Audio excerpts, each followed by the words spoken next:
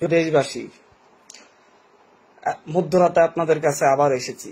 আপনাদেরকে জানাতে চাচ্ছি যে একটি দেউলিয়া সংগঠন বাংলাদেশ আওয়ামী লীগ এবং তার সহ সংগঠনগুলা প্রপাগান্ডা ছড়াচ্ছে। তারা হঠাৎ করে গর্ত থেকে পোস্ট দিচ্ছে তারা নাকি রাজপথে থাকবে। তারা যদি রাজপথে থাকতে পারতো তাহলে 18 তারিখের পর কেন থাকতে পারে নাই? 18 তারিখে তারা তাদের সর্বশক্তি নিয়ে রাজপথে নেমে ছাত্র সমাজকে প্রতিরোধ করতে পারে নাই। প্রতিরোধে ব্যর্থ হয়ে তারা কারফিউ জারি করেছে, আর্মি নামিয়েছে, র্যাব নামিয়েছে, বিজিবি নামিয়েছে, সোয়াট টিম নামিয়েছে, যত ধরনের তাদের বাহিনী আছে সবাইকে নামিয়েছে। এখন যখন সব বাহিনী অস্বীকার করছে শিক্ষার্থীদের উপর হামলা করার, যখন তাদের পাশ থেকে সবাই সরে গেছে, এবার তারা আবার প্রপাগান্ডা শুরু করছে। তারা ব্যর্থ হয়েছে। তারা যখন ব্যর্থ হয়েছে তখন তারা মাঠের কর্তৃত্ব হারিয়েছে, ঠিক তখনই তারা কারফিউ জারি করেছে। কোন সরকার এমনিতেই কারফিউ জারি করে না। কারফিউ জারি করে যখন তারা চরম ব্যর্থ হয়।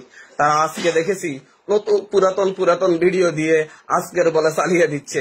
ঢাকা বিশ্ববিদ্যালয়ের রাজু ভাস্কর্যের ছবি 14 তারিখের ছবি পোস্ট দিয়ে, ভিডিও পোস্ট দিয়ে তারা চট্টগ্রামের বলে চালিয়ে দিচ্ছে। এই দেউলিয়া সংগঠন তারা এখন বুঝাতে চাচ্ছে তারা এখনো শক্তিশালী। আসলে তারা হেরে গিয়েছে। তারা আসলে গর্তে লুকিয়েছে। তারা বের হয়ে আসার কোনো সুযোগ নেই।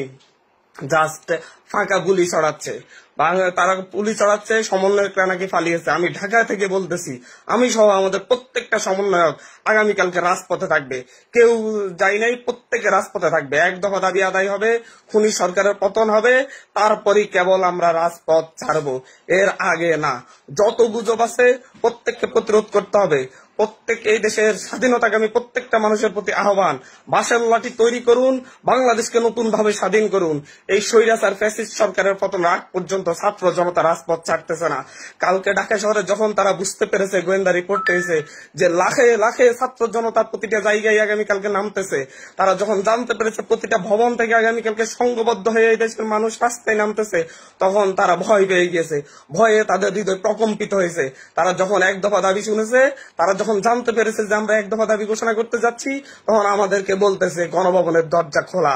আমরা বলে দিয়েছি গণভবনের দরজা খোলার আপনি কেউ নয়।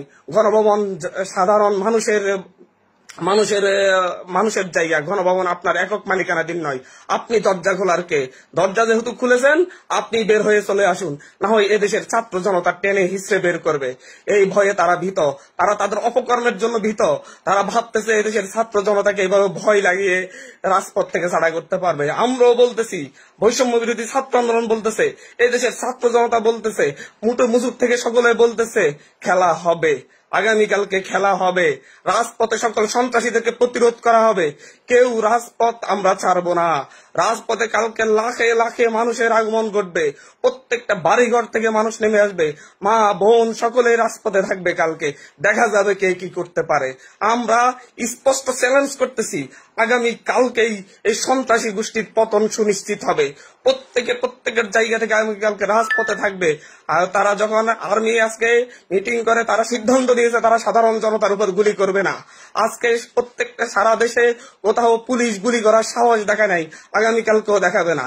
তারা তাদের সন্ত্রাসী বাহিনী দিয়ে কিছু করতে পারবে না। বাংলাদেশে আওয়ামী লীগ কয়জন আছে? ঢাকা শহরে কয়টা ছাত্রলীগ নামাতে পারবে? সর্বোচ্চ গেলে 500। যেখানে আমরা খবর পাচ্ছি ছাত্রলীগ সভাপতি সেক্রেটারি নাকি বোরকা পরে অ্যাম্বুলেন্সে করে ঢাকা শহর ছেড়েছে। আপনারা নিউজ নিশ্চয়ই দেখেছেন। তারা যখন বোরকা পরে পালিয়ে যাচ্ছে, এখন তারা নিজেরা ভয়ে প্রকম্পিত হৃদয় নিয়ে এখন মানুষকে ভয় লাগানোর চেষ্টা করতেছে। কোন সন্ত্রাসী, তারা তো ঢাকা বিশ্ববিদ্যালয়ের কর্তৃত্ব হারিয়েছে 17 তারিখে।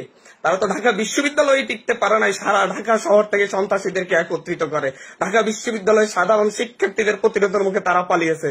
কিভাবে তারা আগামীকালকে ঢাকা শহরের কোটি মানুষকে তারা মোকাবেলা করবে? তারা ভয়ে ভীত। আসলে আজকে রাতের মধ্যেই আপনারা নিশ্চয়ই অনেক নিউজ দেখেছেন যে হচ্ছে শাহজালাল এয়ারপোর্টে আজকে তাদের মন্ত্রী এমপিদের ভিড় লেগে গেছে।